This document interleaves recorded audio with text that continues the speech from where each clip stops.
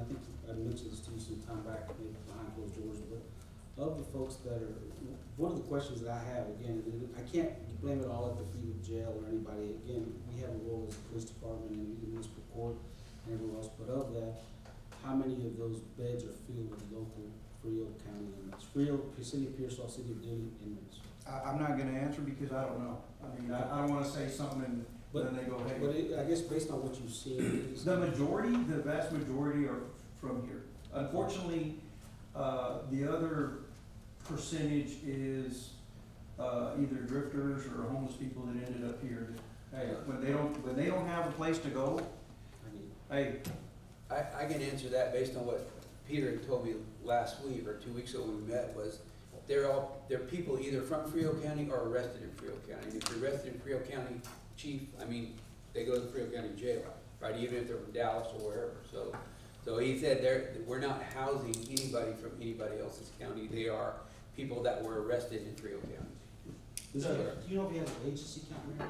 Meaning from agency from the Frio County Sheriff's Department or arrest in the City of Pearsall and Dilley? I don't have that number, but he'll be able to provide that when he comes. Judge, Yes, sir. do you know if the LaSalle or if Atascosa jails are filled to capacity, or they have available room? I don't know. I don't know that.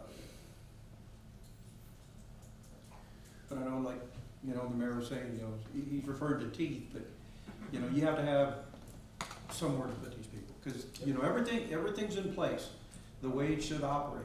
But that's what's holding, and people know. People know, hey, they don't have the room. What are they gonna do? They drive around all night? So, You know?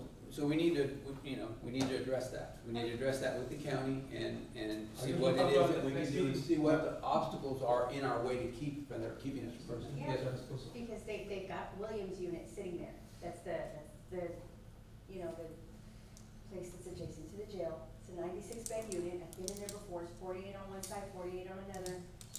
That would open up a whole, you know. Councilman, I think that has, other. That's a great question to ask, Peter, and it takes you, correct me if I'm wrong, Judge, but it takes you to a whole nother level of regulation, and it is a good question for Peter. They have other plans for it.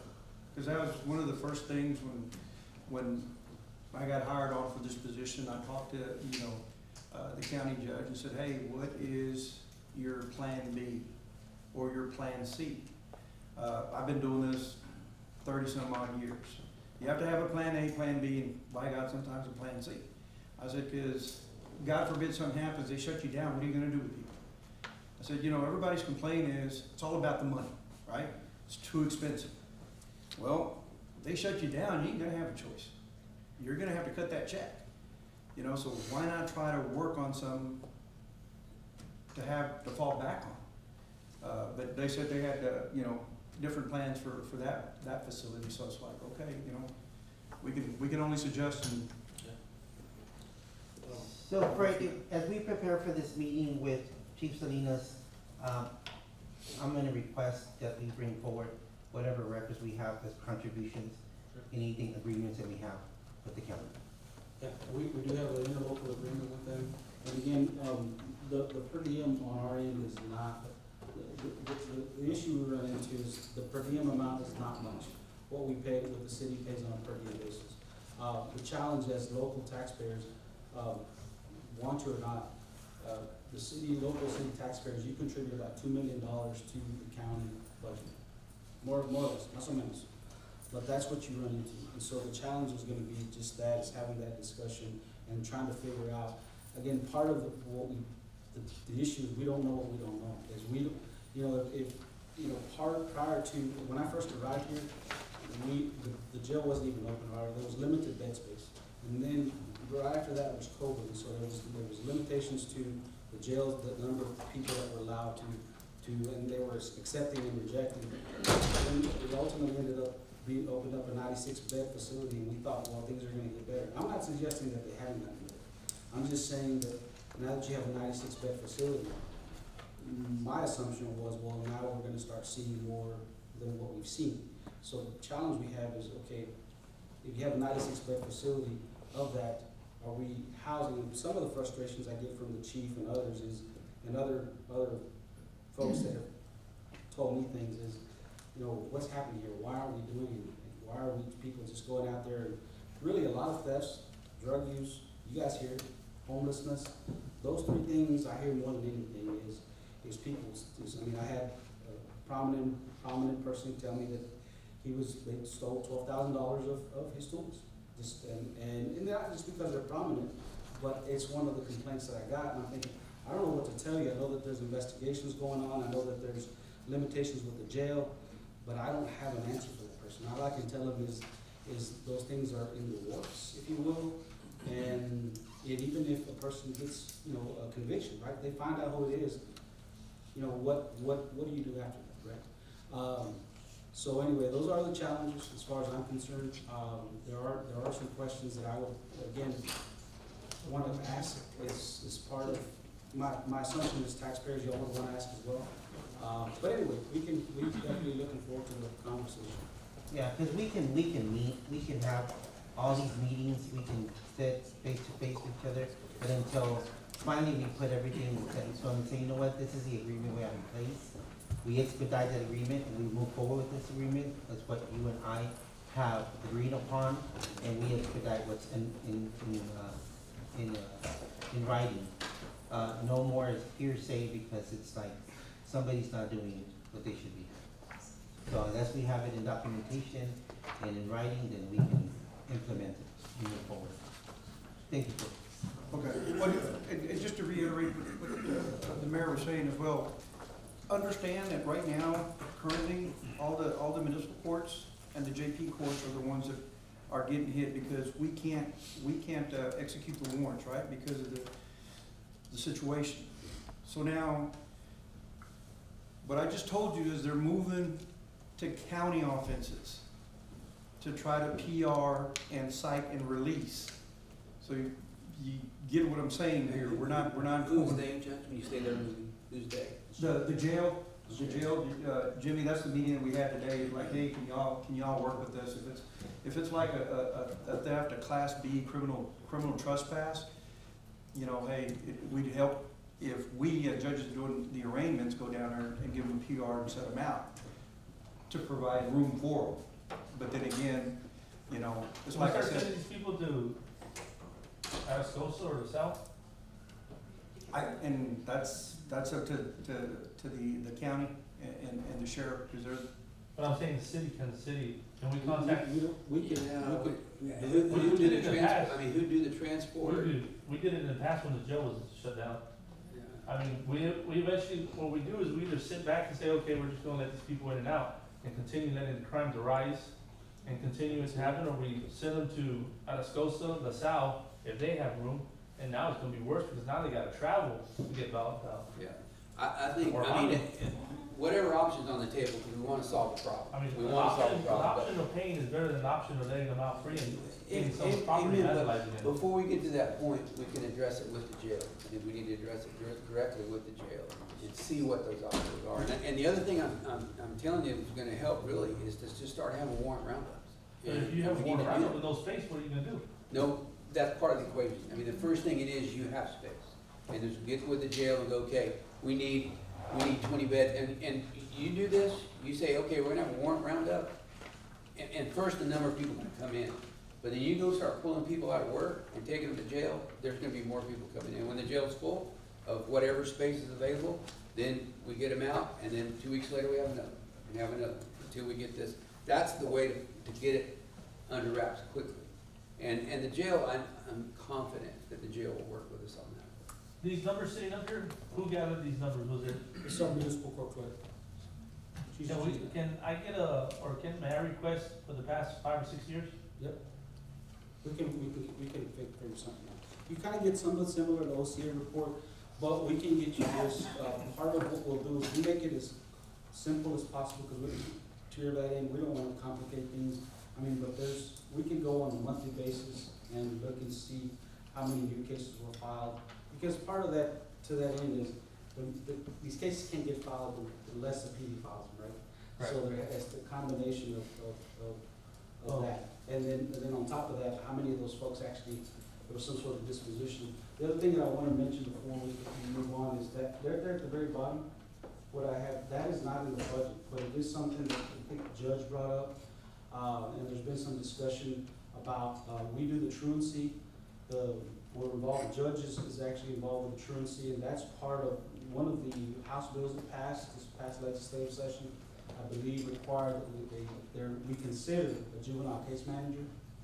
I had spoken to the superintendent about that, and the need for one, but we have not heard back as far as if we were gonna hire somebody who's ultimately gonna pay for, if we need to have one for sure, that's the juvenile case manager. And it's for, correct me if I'm wrong, Judge, but it's for juvenile, for truancy, is that correct?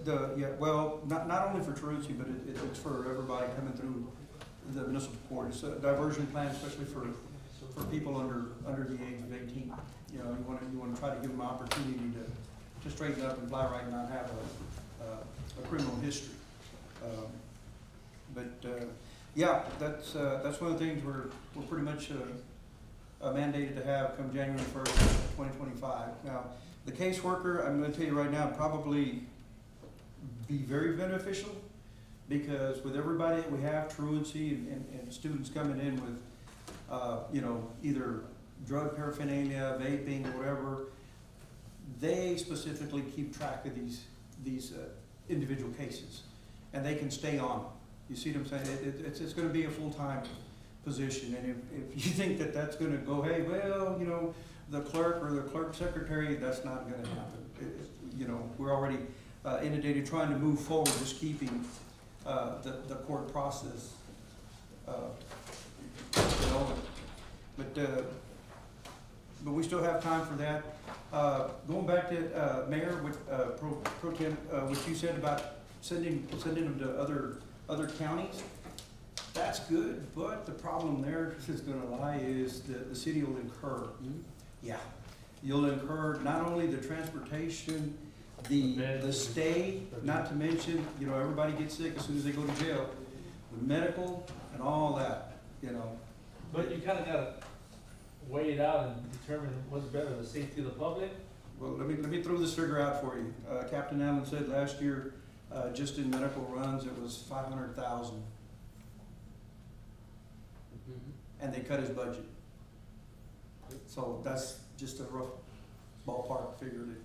We'll do what we have to do, but let's explore these other options first. And there's some other But things that are when you start cutting the budget from the facility that houses criminals, you're just putting the public in harm's way.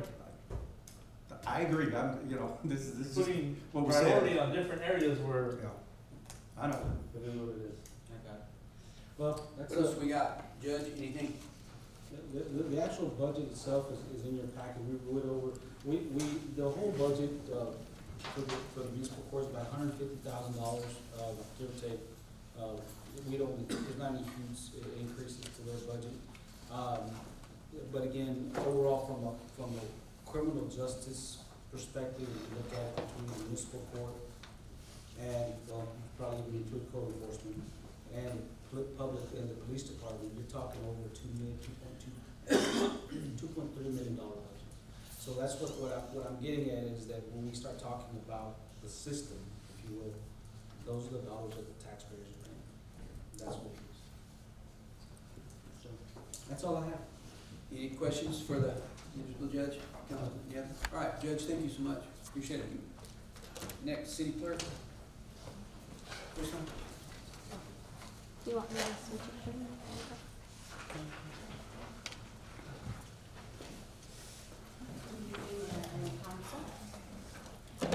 Can you guys see, or is there a glare? Do we need to turn off the light? Y'all okay?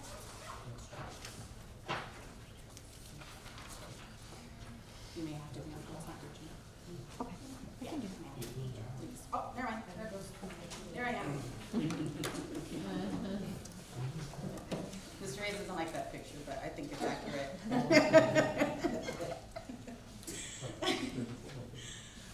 So we currently provide through my office right now.